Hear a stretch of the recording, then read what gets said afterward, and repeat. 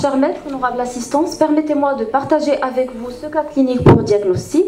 Donc, il s'agit d'une patiente âgée de 30 ans, sans antécédents particuliers, qui s'est présentée à notre consultation pour une tumeur du cuir chevelu asymptomatique évoluant depuis 10 ans, sans autre signe accompagnateur.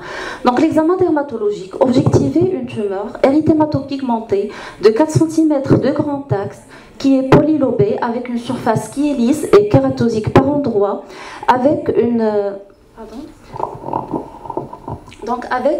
base qui est pédiculée et non infiltrée.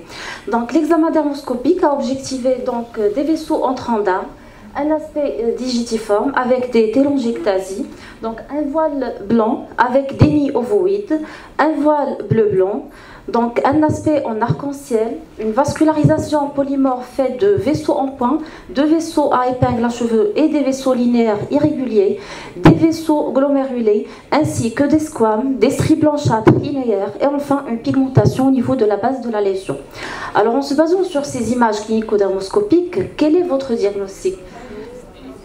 Oui, effectivement, nous aussi on a pensé en premier un carcinome basocellulaire du fait de la présence de la vascularisation entrant d'arc, des télangiectasies, les nids ovoïdes, l'aspect digitiforme.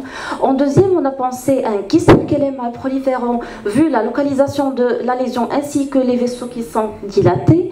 En troisième lieu, on a évoqué un trichoblastome vu sa similitude avec un carcinome basocellulaire. On a pensé également à un mélanome vu la présence de la pigmentation et de la vascularisation qui est polymorphe. Et enfin, on a pensé à un carcinome épidermoïde vu l'évolution qui est très progressive. Donc, la patiente a bénéficié d'une exérèse totale de la tumeur et l'examen anatomopathologique a objectivé donc une prolifération qui est faite de cellules claires et qui est connectée à l'épiderme.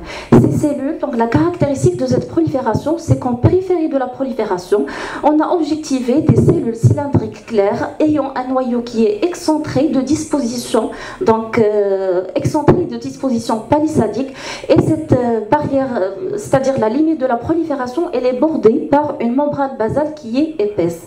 Ces cellules, ils sont très riches en glycogène à la coloration PAS, et au sein de cette prolifération, on a objectivé des nids et des cordes qui sont irréguliers et qui sont faits de cellules, de petites cellules épithéliales qui sont noyées dans un stroma qui est collagénique dense. Dans une autre coupe histologique, on a objectivé également un agrégat très important de pigments mélaniques au sein des cellules, et ces images histologiques étaient compatibles avec une variété très particulière qui est le trichélémone desmoplastique pigmenté. En effet, le trichélémone est une tumeur bénigne rare, donc qui dépend des cellules épithéliales de la gaine externe du follicule pilosébacé. Elle est décrite pour la première fois en 1962, et ce n'est qu'en 1990 où un des collaborateurs ont décrit la forme desmoplastique pigmentée, qui est une variante encore plus rare, qui peut simuler cliniquement et histologiquement un carcinome invasif. Elle touche volontiers la femme au-delà de la cinquième décennie. Elle peut se manifester sous forme de papules ou bien nodules. Il est souvent asymptomatique et qui évolue de façon très progressive. Elle peut être de couleur chair ou érythémateuse avec une surface qui est lisse ou kératosique comme le cas chez notre patiente. Elle se localise souvent au niveau de la face, cependant d'autres localisations peuvent être vues telles qu'au niveau du cou, du tronc ou bien du cuir chevelu, comme c'était le cas chez notre patiente. Donc en fait, la dermoscopie du trichélémone desmoplastique et en particulier le pigmenté n'a jamais été rapportée dans la littérature à notre connaissance. Cependant, ce qui a été rapporté par Celia et collaborateurs donc en 2014, c'est l'aspect du trichélémone de la face. Donc en décrivant un aspect très particulier, c'est l'aspect du red iris-like structure, donc qui est fait, comme vous voyez sur les images, de stries qui sont rouges, ayant une forme qui est triangulaire avec une base périphérique et des prolongements vers le centre qui est kératosique, donnant cet aspect d'iris rouge. Donc dans notre cas, l'aspect pseudo-malin à l'histologie, il explique cet aspect polymorphe sur le plan dermoscopique. En effet, donc l'aspect pigmenté et les nids ovoïdes, il explique cet agrégat de pigments en intracytoplasmique. Les stries blanchâtres linéaires, il explique donc ces cellules qui sont noyées dans le stroma collagénique qui est dense. L'aspect du tronc d'arbre est expliqué par les vaisseaux qui sont dilatés dans le derme. Et enfin, le voile bleu-blanc est expliqué par l'orthokératose. 2012.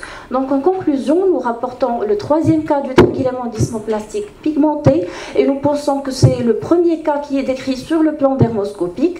Donc il reste un sous-type qui est inhabituel, dont la dermoscopie elle trouve toute sa place afin d'identifier cette entité. Cependant, donc une corrélation histologique semble nécessaire afin d'éviter les erreurs diagnostiques des tumeurs malignes. Enfin, donc, on pense qu'il faut évoquer, il ne faut pas oublier ce diagnostic devant un aspect de CBC-like. Et je vous remercie.